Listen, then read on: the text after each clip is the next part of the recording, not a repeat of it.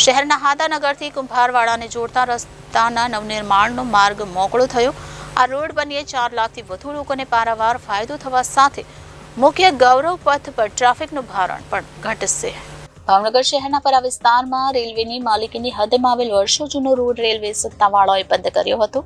ત્યારે આજે વર્ષો બાદ બીએમસીના કાર્યાધ્યક્ષ અને જાંબાઝ કલેક્ટરના સઘન પ્રયત્નોને પગલે આ રોડ નિર્માણ માટેના અવરોધ દૂર થયા છે અને આ માટે રેલવે વિભાગે પણ મંજૂરી આપતા ટૂંક સમયમાં જ નવા રોડ નિર્માણની કામગીરી શરૂ થશે। આ રોડ બની 4 લાખથી વધુ લોકોને પારાવાર ફાયદો થવા સાથે મુખ્ય ગૌરવ પથ પર ટ્રાફિકનું ભારણ ઘટશે। તંત્ર દ્વારા હાદાનગરને જોડતો રસ્તો વર્ષોથી બંધ કરવામાં આવ્યો હતો। તે ખોલવા માટે માનનીય મેયરશ્રી, માનનીય ચેરમેનશ્રી, માનનીય ડીઆરએમશ્રી તમામના અનેક બેઠકો, અનેક ચર્ચા વિચારણા અંતે અત્યારે અહીંથી વૈકલ્પિક રસ્તો ફાળવવા માટે રેલવે સંમત થયેલ છે, જે અંતર્ગત આજરોજ આ કામગીરી રસ્તો બનાવવાની ચાલુ કરી છે।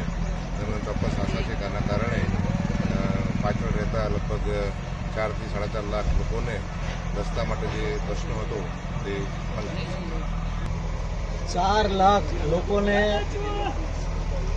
ફાયદો થાય તેવો આ રેલવે અને હાદાનગર વચ્ચેથી વૈકલ્પિક રસ્તો તાત્કાલિક ધોરણે અમે કાઢી રહ્યા છીએ।